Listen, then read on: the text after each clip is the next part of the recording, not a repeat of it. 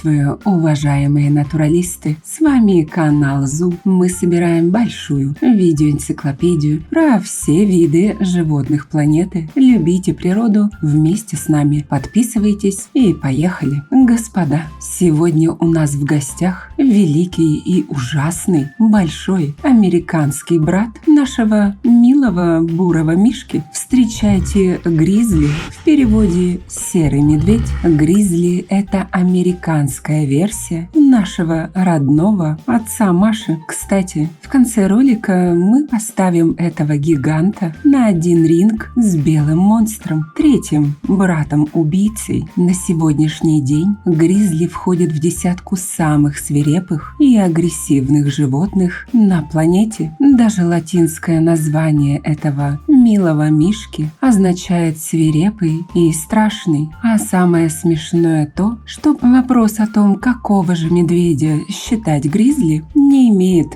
четкого ответа. Бурый медведь мигрировал на территорию современной Северной Америки и из Азии около 100 тысяч лет назад. Поэтому строением тела и внешним видом американские бурые медведи почти ничем не отличаются от своих восточно-сибирских сородичей. В Северной Америке их часто выделяют не по внешним признакам, а по поведенческим характеристикам, которые во многом обусловлены природными условиями. Медведи, живущие на побережье, как правило, более крупные и сильные, в то время как их лесные собратья могут быть намного меньше. Гризли действительно один из крупнейших американских хищников. Весит он до 500 килограмм и, встав на задние лапы, достигает 3 метра в высоту. И это еще не предел. Ближайшие родичи гризли – бурые медведи, обитающие на Аляске и острове Кадьяк, бывают еще больше. Вес отдельных особей достигает 700 килограмм, а рост на задних лапах 3,3 метра. Это одни из самых крупных наземных хищников. В вестернах и охотничьих рассказах времен Дикого Запада часто изображаются смертельные схватки с гризли и набеги гризли на ранчо скотоводов. Но выдумки в этих рассказах почти всегда больше, чем правды. Опасность гризли состоит лишь в том, что у него плохо развиты органы чувств, особенно зрение. Как уже было сказано, люди не входят в рацион его питания, но он запросто может напасть на человека, спутав его с каким-то другим зверем. Гризли, не раздумывая, нападает, если покажется, что ему угрожает опасность. Нападают чаще и раненые животные, но тут их агрессию можно оправдать стремлением отчаянно защищаться. Также агрессивно нападают самки и самцы, когда их детенышам грозит опасность. В давние времена гризли были полными хозяевами американских гор и лесов. Никаких конкурентов и соперников, кроме друг друга, они не знали. У всех индейских племен одолеть гризли считалось подвигом. Даже в 6-ром или 8-ром первые европейские поселенцы с их кремниевыми ружьями, круглыми пулями и вечно сырым порохом тоже чувствовали себя среди гризли весьма неуютно. Тогда трагический исход при встрече с гризли действительно был не редкостью. Еще и 100 и 200 лет спустя в отдельных районах Америки бывало не совсем ясно, кто кого преследует, кто, собственно, охотник, а кто дичь. Несколько позже у калифорнийских испанцев вошло в моду излавливать гризли живьем и заставлять их на арене бороться с быками вместо тореадоров. Чтобы по возможности уравнять шансы противников, медведя сажали на короткую цепь, сильно ограничивающую его движение. Затем выпускали быка, и начиналась бешеная борьба, за которой с горящими глазами следили алчные до кровавых зрелищ испанцы. Как правило, побеждали медведи, несмотря на цепь. Совсем тяжелые времена наступили для гризли, когда североамериканские прерии заполнили фермерские стада. Гризли начали усиленно отстреливать, чтобы обезопасить от них скот. В результате такого истребления гризли становились становилось все меньше, а оставшиеся становились все пугливее. Они отступали в самые далекие, недоступные для человека горные долины, леса Канады, Британской Колумбии и Юкона. В конце концов, и там осталось считанное количество. В те же времена, когда гризли начали всерьез изучать, выяснились вещи весьма неожиданные. Оказалось, что почти все гризли вообще вегетарианцы. 99 гризли из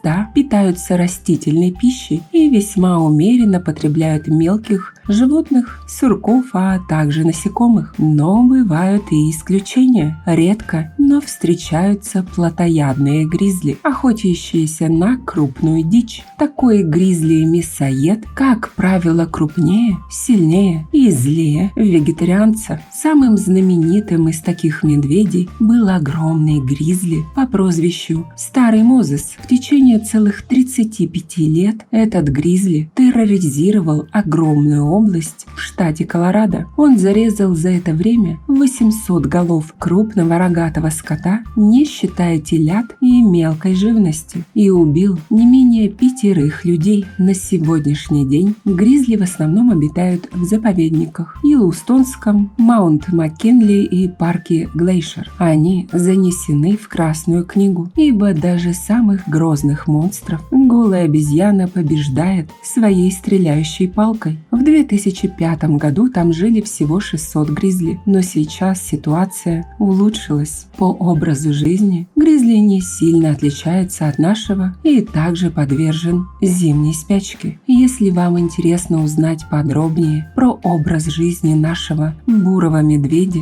то ищите его в плейлисте «Животные Европы и Азии». Ну а сейчас к интересному, ибо сравнивать гипотетические противостояния человеки уж очень любят. Сегодня на нашем виртуальном поле боя сойдутся 2 бойца, белый и черный. Да простят меня за нетолерантность жители африканского континента. Итак, оба бойца смертоносны и опасны, но скорее всего вы поставите на полярника. И правда, белый медведь – крупнейший хищник современности. Он превосходит бурого по меньшей мере на 100 килограмм. К тому же, это самый плотоядный медведь из всех. Почти всю свою добычу он убивает собственными лапами, тогда как другие виды побираются падалью и ягодками, да корешочками. Очевидно, что здесь преимущество на его стороне. Соперники встречаются в центре арены, сравнивают свои силы и, что мы видим? Белый медведь в спешке покидает арену, так и не вступив в схватку. Почему? В природе баталии белых медведей и гризли далеко не редкость. Ученые из Канады зафиксировали 137 случаев столкновения бурого мишки и полярника. Несмотря на все свои преимущества, грозный белый медведь выиграл у гризли всего, внимание, 13 раз из 137, а это всего каких-то 10% успеха. Как же так получается, что он проигрывает противнику, который уступает ему и в весе, и в опыте? Все просто. Гризли – это наглухо поехавший спортсмен, как и любой боксер. Он куда более агрессивный, чем его северный собрат. А вот белый мишка рисковать не любит. Несмотря на превосходство в размерах, битва со озверевшим соперником неизбежно приведет к травмам, а раны, в свою очередь, обязательно приведут к перерыву в охоте, что грозит белому мишутке голодной смертью. Поэтому, этого американского родственника вы поняли. Резюмируем. Наглость – это и вправду второе счастье. Да, гризли слабее полярника физически, но зато он сильнее духом, а порой боевой настрой – это единственное, что может привести к победе. А как вы думаете, всегда ли наглость побеждает разум? Пишите в комментах. Также обращаю ваше внимание на то, что у нас появились дизайнерские брендовые футболки от канала. Пока я сделала великого медоеда и его русскую сестричку Росомаху. Приобрести их можно по ссылкам в описании к видео. Спасибо, что посмотрели этот ролик. Не забывайте ставить лайки и делиться этим видео с друзьями, потому что это очень и очень помогает развитию нашего небольшого сообщества. Подписывайтесь на наши паблики по ссылкам в описании к видео. Там тоже много интересного. С вами был канал Животных ЗУ. Мы собираем большую видеоэнциклопедию про все виды животных планеты. Любите природу вместе с нами. До скорых встреч!